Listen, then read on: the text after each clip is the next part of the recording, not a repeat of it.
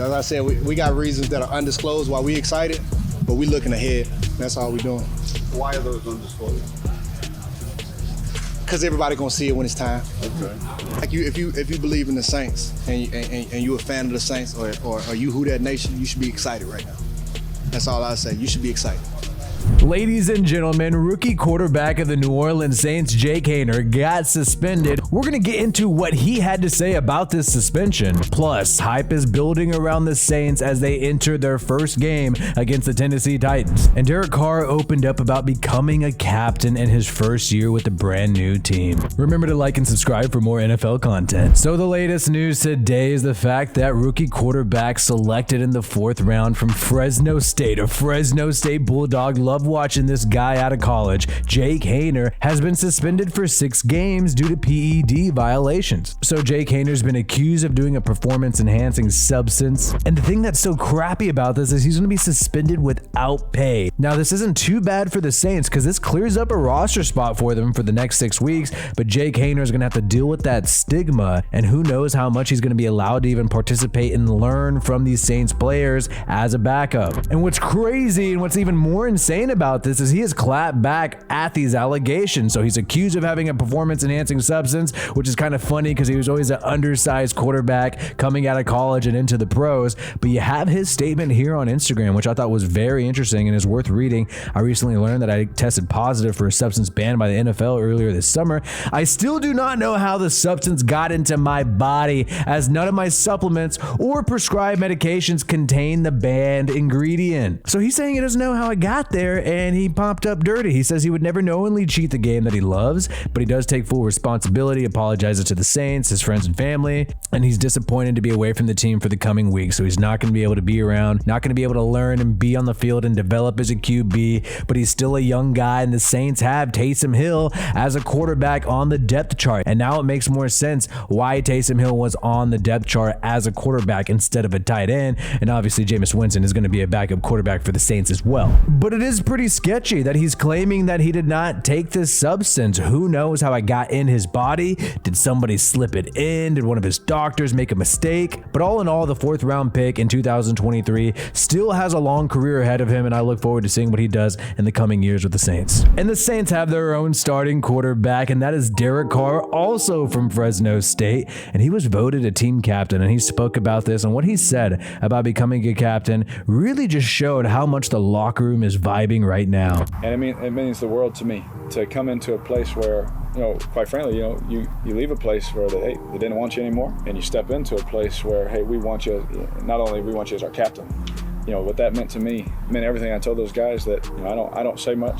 When I do, I'm passionate, but I told them in that moment how much it meant to me to feel that respect, because all I wanted to do since I got here, I told you, I just wanted to earn the respect of my teammate, but I just want to take that and prove them right for making that choice. That is really significant that he was voted a captain that quickly. You're going into a new team, not necessarily a leader on the team right away because they already have such a big foundation there in New Orleans. You already have Cam Jordan, Tyrann Mathieu. These guys are leaders on the team. And when you're taking a look at the team captains on the offensive side of the football, it really is only Derek Carr and Eric McCoy who were voted team captains. And we do know that even though they say the players are the ones who vote on captain, the coaching staff still has a little bit of a say. They take in all the votes and they still have a little bit of a say. And Demario Davis, Cam Jordan, Tyrann Mathieu, all captains along with special teamer JT Gray and Zach Wood as well. But I do think Derek Carr gelling with this team early has been the theme throughout training camp. You hear a lot of people being excited about what they have in the building, and it just seems like Derek Carr and his leadership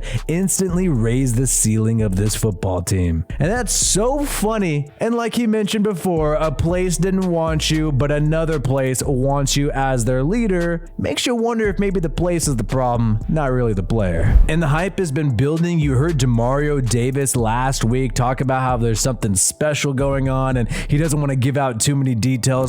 I think it's a little more swagger on him this year just because it's a little more swagger on all of us for reasons that are undisclosed.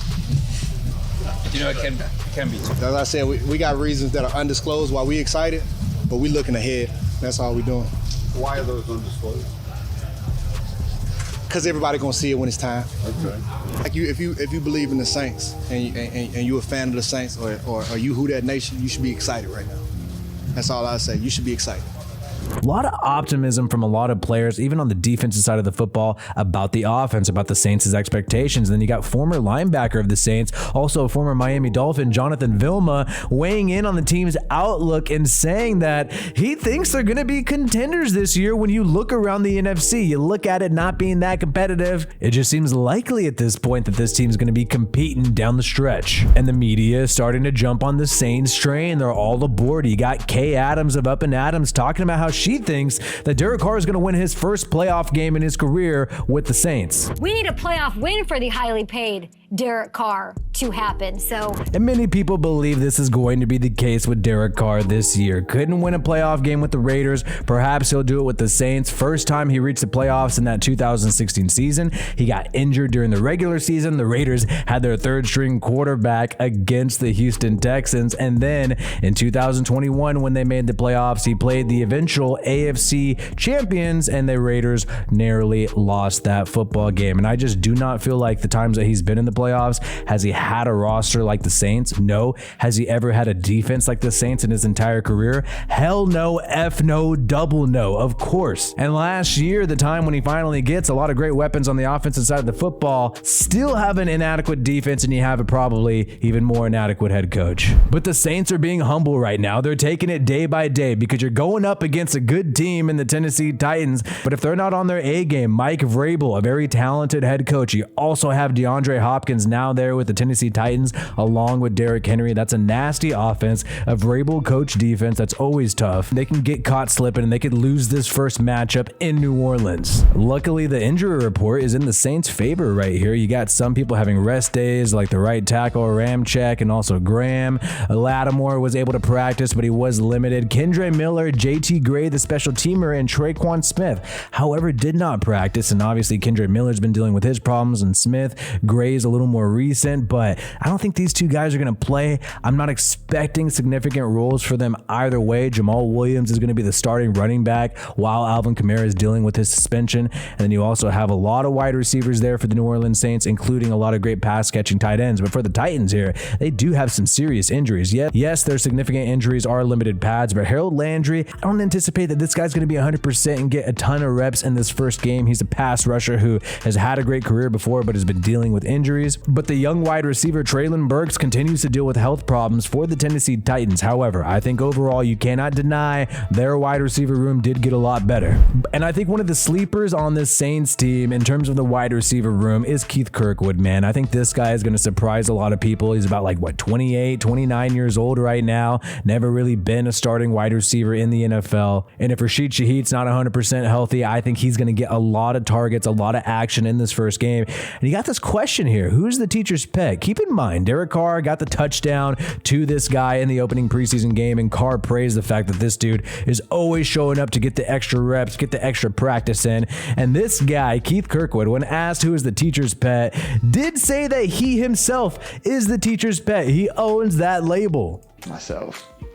I give it to myself. I am the teacher's pet. I am the guy who wants to absorb all the information from the coaches. I give it to myself. So he's giving it to himself. He's the guy who's going the extra mile. He's the guy who's working hard. Maybe he's not the flashiest guy, not the highest paid guy, not the young rookie coming straight out of the draft. He's an older veteran willing to put the work in. And I think people like Derek Carr are acknowledging that. And you've seen them acknowledge it throughout training camp, and especially after that first preseason game against the Kansas City Chiefs. And when you're looking at this game against the Tennessee Titans, between the Saints are the 3-point favorite, -171 favorite in terms of the money line. Saints defense ranked 10th last year. Overall team ranked 10th last year in terms of PFF power rankings. Titans had horrible rankings all last year, but I'm surprised they still had 10th in offense last year, even though their offensive line was awful. They have almost all new starters on the offensive line. And the reason why I've been emphasizing the fact that the Titans are a good football team is because I truly believe this is the toughest game they're going to have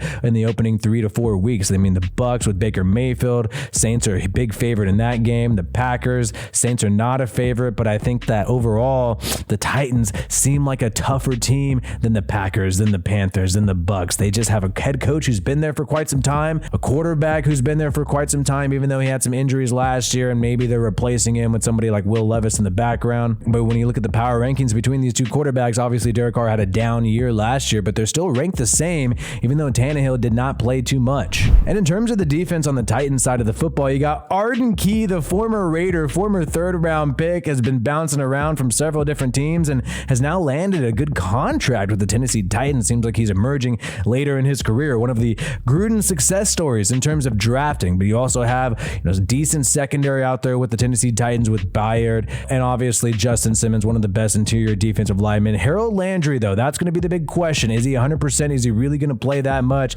If not, that's a big bonus to the Saints. Saints offensive line ranked pretty well. Trevor Penning, still a question mark, but you're hearing a lot of positive reports coming out of camp. Obviously, the wide receiver core is going to be very significant, going to be critical in terms of the Saints offense moving down the field with Derek Carr. Who's going to have the chemistry with this guy? You also have Juwan Johnson, a huge weapon at tight end, underrated weapon that I think a lot of people around the NFL are not recognizing. And Jamal Williams, will he be able to fill in nicely in the Saints offense? Will the Saints be missing Alvin Kamara in the passing game, or will Jamal Williams be enough? In terms of the defensive side of the football for the Saints, I think they have a huge edge, especially with their front seven. Werner is a great linebacker along with Demario Davis.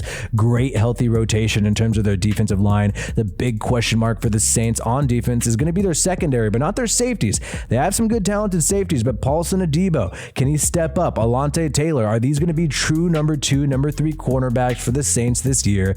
And Marshawn Lattimore, is he still going to be the great Marshawn Lattimore we all know, coming back from injuries last year? And on the Titans side of the football, is this offensive line still going to be one of the worst offensive lines in football? If so, they're in a world of pain. They're going to have to hope that Peter Skoronski, the first-round pick, makes a difference, and all these new guys that they signed and shifted around on the offensive line. And also, yes, DeAndre Hopkins is a talented receiver. He's getting up there in age. Is he still talented? And Treylon Burks, can he come back after sort of a rough rookie season, in my opinion? We know Burks had that weird kind of asthma thing happening in training camp last year and only had 444 yards as a rookie. Those aren't Chris Olave numbers. And what's crazy is this is the first time ever that the Saints have played Derrick Henry. For whatever reason, he has not been there whenever they've played the Saints. And Derrick Henry still had a good season last year, but the year prior, we knew he battled with injuries and didn't quite have the season we're used to seeing from Derrick Henry. And that's really going to be the secret to the Saints' success. If they could stop Derrick Henry, then really, I think the whole entire offense of the Tennessee Titans is definitely going to struggle. Ryan Tannehill, we know he's probably dealing with some confidence issues since the Titans keep on selecting quarterbacks to replace you, whether it be Malik Willis or Will Levis. And the Saints also need to get some kind of production in the passing game in week 1 against the Tennessee Titans. Like we mentioned earlier, the Saints offense was power ranked at 22nd in the NFL according to PFF last year. With this defense already being pretty solid based off last year and bringing back a lot of the same guys, if the Saints can just get some production on offense, this team can be unbelievable. I want to know your prediction in the comments below between the Saints and the Tennessee Titans. This is going to be a home game for New Orleans. I think the crowd is going to be a big factor. The over and under is 41 points. I think it's opening day. I think there's going to be a lot of fireworks. I'm taking the over on that one. And my prediction is going to be 28-24. I think the Saints win this game with a last-minute touchdown from Derek Carr in New Orleans opening week, getting the season started off right. Let me know your score predictions in the comments below. My name is WiFiWillie. Subscribe to this channel for more NFL content, and peace out. I hope you have a good one.